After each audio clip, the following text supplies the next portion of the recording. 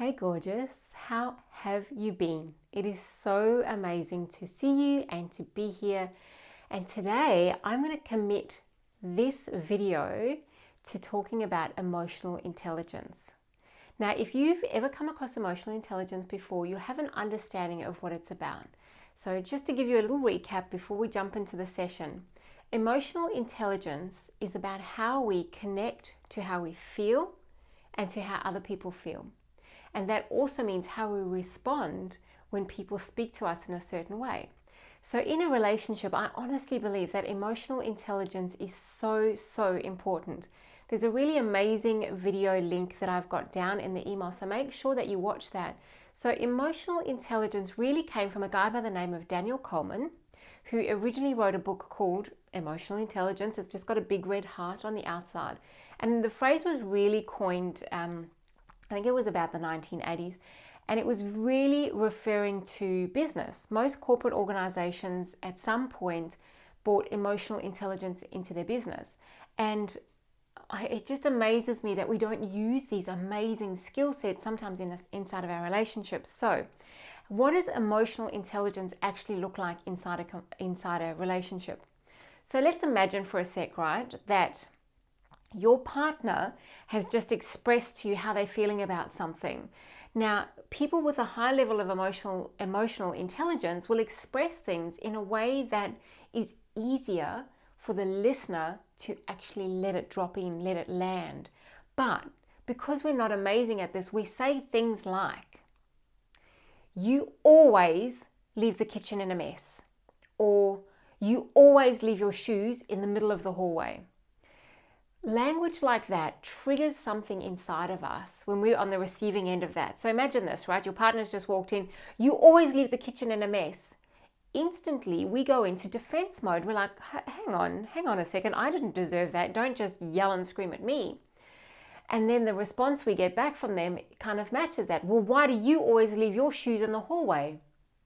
And it becomes an argument as opposed to an expression of how we feel when the kitchen's been left in a mess, or how we feel when the shoes have been left in the hallway. So to me, when my kitchen's left in a mess, it's not so much that the kitchen's left in a mess, it's how I feel. And to me, it represents a lack of respect from the other people in our house because I'm often the one that's cleaning the kitchen, right? You understand? So it's not just about the kitchen being a problem, it's all the underlying stuff that is happening for us.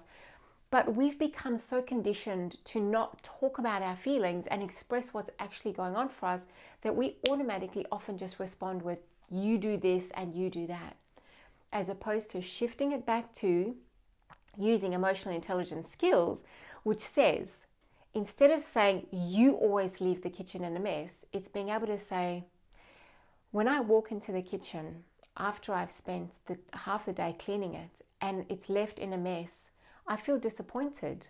I feel that the time and effort that I put into cleaning the kitchen hasn't been valued.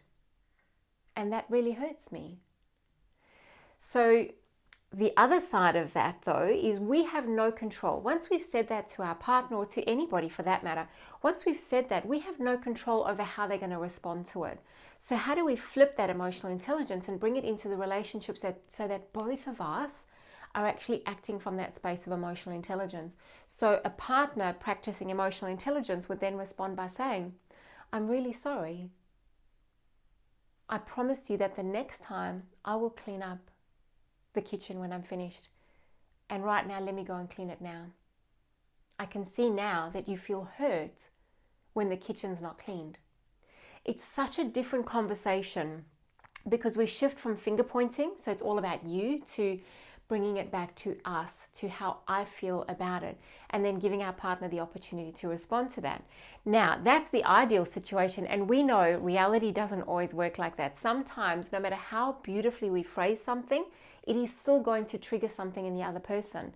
But this is where the emotional intelligence cycle becomes so important, because no matter how your partner responds to you, even if you say it beautifully, "Honey, when the kitchen's left like this, I feel really hurt, I feel upset," and they turn around and say, "Well, you have no right to feel hurt. Look at all the stuff that you don't do," and they go into finger pointing mode for themselves, you instantly go into, "I'm sorry that you feel X, Y, Z, Tell me about that and give them the opportunity to actually share. Because sometimes, and especially when we're tired, we've had a long day, things are getting on top of us, money issues, kid issues, all of that stuff bubbles up in our relationship. And then it seems to be that we use our partner as the person who we load all of that onto. So even although today is about emotional intelligence, it's also about forgiveness. It's about how do we let go when our partner says or does something that hurts us. And so what your homework is for today, which I love this, I think this is such a beautiful thing to do, and it's a gift to you and for your partner as well. So your homework for today is to spend some time writing down the things that have really hurt you, upset you, angered you, brought you to your knees, brought you to tears. And I want you to grab your journal and write out what those things are. Now, when you share this with your partner, you're going to use the model of emotional intelligence. So using I language, I feel, you're using feeling words, and you're giving them the opportunity to respond as well. Now, in terms of this, the reason that this is so important is because often in a relationship, we hang on to stuff that happened years ago. And even if it is still not happening today, we hang on to this anger and frustration and all the stuff around it, but we never phrase it or put it into a way that is palatable for our partner to be able to go, you know what, I'd really like you to reconsider how we're doing certain things in our relationship. So that is your homework today. Write down the things that have been hurting you, upsetting you, angering you in your relationship. And then you're going to sit down and give each other the opportunity to share those things. Now, here's a tip. Stick with the major issues. You do not want this to feel like you are hammering your partner. I wouldn't do more than 2 or 3 things in a night. In fact, 3 is way too much. 1 or 2 every night over a period of time, but give each other the space to respond. Not justify. There's a very, very big difference. Not justify, respond, which is, I'm sorry that that happened. I'm sorry that when I do X, Y, Z, it upsets you, and I will do my best to change that. Not change the person, change the behavior. There's a very big difference. Actually, we might do another video on that one later on. Enjoy this. Please make sure that you watch the video. It's really important. If you get the opportunity to grab the book, it's on Audible as a downloadable. That's called Emotional Intelligence by Daniel Coleman, or I love op shopping for books, so go and check out your local op shops and see what you can find. Have an amazing, amazing time. Talk to each other, reconnect, and remember, forgiveness is a huge part of this. The most important thing here is that this is a long-term relationship. So if you make a mistake, it doesn't matter. Just keep trying again and again and again until you get it right. Talk to you soon.